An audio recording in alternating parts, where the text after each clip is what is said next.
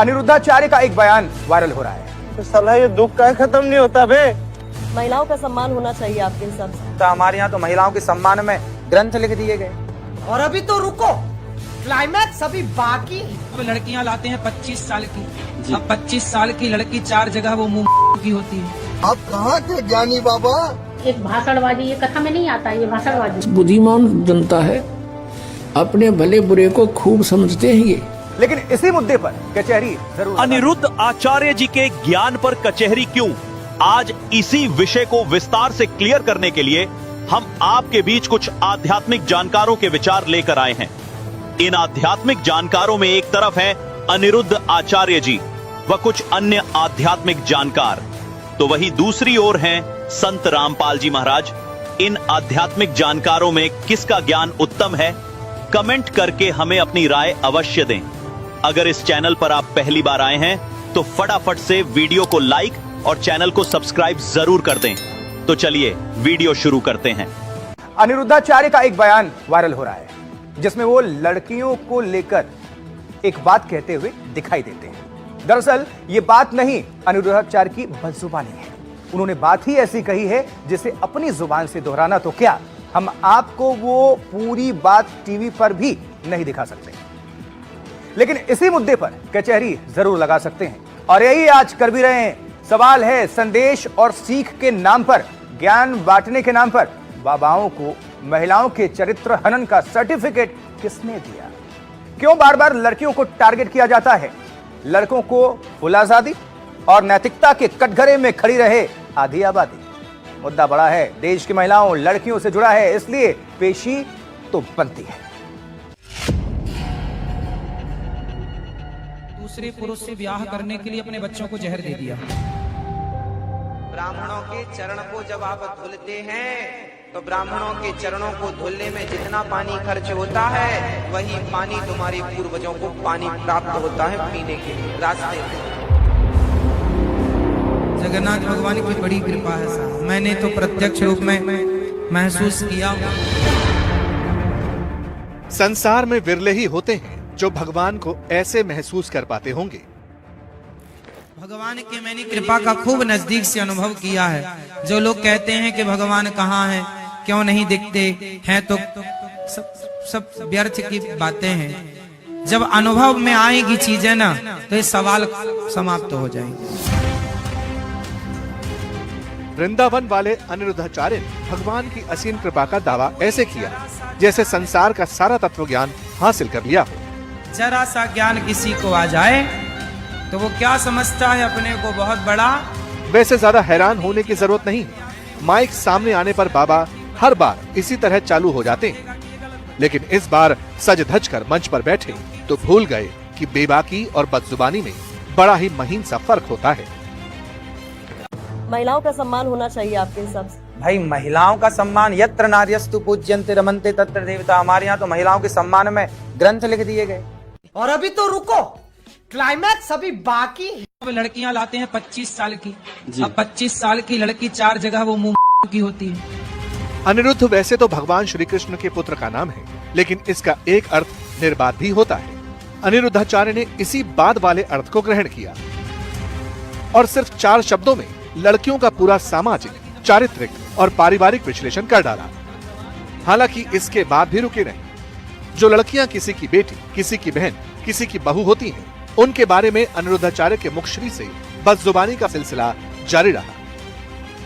25 साल की जब तक आती है तो पूरी जवान होके आती है। जब जवान होके आएगी तो स्वाभाविक है कि वो अपनी जवानी कहीं ना कहीं तो वो उसकी जवानी फिसल जाएगी या जाएगी। जैसे कि अभी एक लड़के के संग हनीमून मनाने गई, परंतु वो किसी और के साथ वो रह चुकी थी, उसके साथ चक्कर था। वो ड्रम वाला केस अभी पुराना हुआ नहीं जाता। अनिरुद्धाचार्य लड़कियों के चरित्र की ये मीमांसा इसी साल मार्च के महीने में मेरठ में हुए सौरभ हत्याकांड और मई में हुई इंदौर के राजा रघुवंशी की हत्या के आईने में कर रहे थे, लेकिन जुबान का ब्रेक तो पहले ही फेल हो चुका था। अब लड़कियां लाते हैं 25 साल की, अब 25 साल की लड़की 4 जगह वो मुंह की होती है। अनिरुद्धाचार्य ने अपने दिमाग से उपजी समाज संहिता का सार्वजनिक मंच से बखान किया तो विवाद तय था और वही हुआ भी। उनके इस आपत्तिजनक बयान के खिलाफ महिलाएं उठ खड़ी हुई।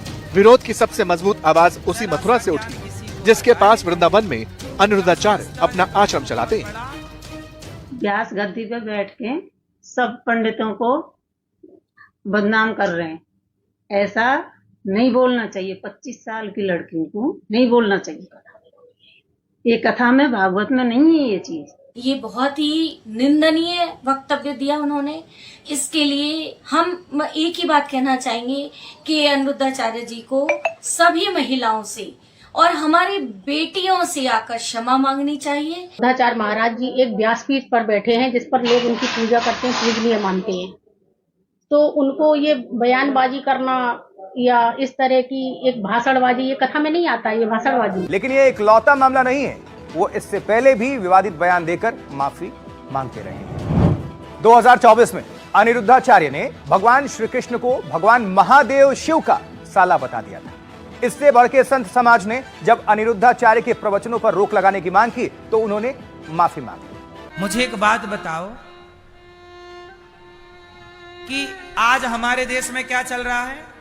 बंटवारा कि मैं ब्राह्मण हूं, मैं क्षत्रिय हूं, मैं जाट हूं, मैं यादव हूं, मैं गुर्जर हूं, मैं ठाकुर हूं। ऐसे ही तुम लड़के आपस में बिखर जाओगे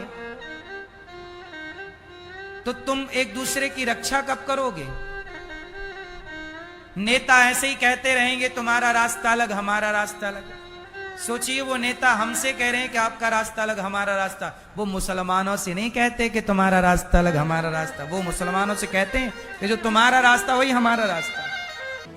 कबीरदास जी का एक दोहा है, ऐसी वाणी बोलिए मन का आपाक होए, औरन को शीतल करें आपहु शीतल होए। इसका अर्थ है कि ऐसी वाणी बोलनी चाहिए, ऐसी बातें कहनी चाहिए जिससे दूसरों को भी शांति मिले और स्वयं को भी शीतलता मिले, मन शांत रहे और दूसरा आपसे कुछ सीख जाए। दोस्तों, अभी आपने सुने इन सभी आध्यात्मिक जानकारों के विचार। आइए अब सुनते हैं संत रामपाल जी महाराज के आध्यात्मिक विचार। और अब ये इस दास के माध्यम से सार्वजनिक करवा दिया भगवान ने, क्योंकि अब ये सभी पंथ नष्ट होंगे, इनका अस्तित्व खत्म हो जाएगा कुछ दिनों में। क्योंकि इस बुद्धिमान जनता है, अपने भले बुरे को खूब समझते हैं ये, लेकिन अभी तक इनके न्यूना जच्ची है कि ये हमारे जो गुरु हैं ये कति नकली हैं। और उनका उस समय यकीन होगा जब इस दास के ज्ञान को अच्छी तरह समझेंगे और सदग्रंथों से मेल कर लेंगे, फिर उन नकलियां न छोड़कर आप आ जाएंगे। कुछ एक ऐसे व्यक्ति होते हैं जो ना कहे किसी की, कहे की माने, और गुरुजी ने जो कह दिया बस ठीक से, उसके बारे में परमात्मा कहते हैं कि चातुर प्राणी चोर है और मूड मुग्ध है ठोठ, संतों के निकाम के इन दे गड़जोट। इतने प्रमाण देख के और जो व्यक्ति नहीं मान रहा कि ये संत नहीं है, कहते फिर वो तो मूड है, मुग्ध मूड ठोठ, फिर वो हमारे काम के नहीं है, वो वहीं पड़े रहे उन्ना दो रहे। एक भक्त कह रहा था, जी ये आमत है सारे जितने दूसरे पंथा दौरा बैठे हैं। उसने एक उदाहरण दिया कि जैसे बाई बस ट्रेवल कर रहे हैं और रास्ते में कई बार बस खराब हो जाती है, तो कुछ तो बुद्धिमान से जब आइडिया ला लें कि यह खराब होगी, झटकम पटकम होने लग रही है, जब रुक जा और साथ में दूसरी बस आ जाती है, तुरंत उतर कर चढ़ जाते हैं, वह ना देखते कदे किराया दोबारा देना पड़े। कुछ ऐसे होते हैं कि कंडक्टर ड्राइवर ने कह दे भाई गाड़ी खराब होगी, वो उतर के फिर दूसरी में बैठे। और उन्होंने कहता कुछ ऐसे होते हैं फिर भी बैठे रहे, कंडक्टर ड्राइवर के कहे पाछे भी, वे जब उतरेंगे, जब कंडक्टर ड्राइवर भी दूसरी बस में चढ़ लेंगे, वो जब उतरा करें क्या सचमुच ये भी नारा इब्त है। तो कुछ ऐसे हैं जब इनके गुरुजी आते यहाँ पे पलायन कर जाएंगे, क्योंकि जनता इनको जीण नहीं देगी। यहाँ पर इनका अनमोल जीवन बर्बाद कर रखा, एक सांस की कीमत है। परमात्मा कहते कहता हूं कई जातों कहूं बजा के ढोल, और ये श्वास जो खाली जात है ये 3 लोक का मोल। एक श्वास की इतनी कीमत और मनुष्य जीवन के कितने जीवन सांस बर्बाद कर दिए, क्योंकि श्वासों से जीवन है जीव का, और ये कितने बर्बाद हो गए सत भक्ति ना करने से। तो वो जो अब उनके कति श्रद्धालु गणे हैं बिना ज्ञान के, वो जब आओगे यहाँ पर तो वो भी हाथ खड़ा कर देंगे कि हमारे पर लेना कुछ, तो ये भी पुण्यात्मा होगा कोई ऐसा कह देता है। वैसे यहाँ बहुत से ऐसे महंत हैं जो बहुत से शिष्य बनाए हुए थे, उनके शिष्यों ने उनसे संपर्क साधा इस ज्ञान से परिचित होकर के, और कहा जी देखो आप भी भगवान के लिए निकले हो और हम भी भगवान के लिए ही आपके अनुयायी बने। यदि ये ज्ञान गलत है तो हमें क्लियर करके बता दो। अगर ये रामपाल ज्ञान गलत बोल रहा है तो हमें बताओ,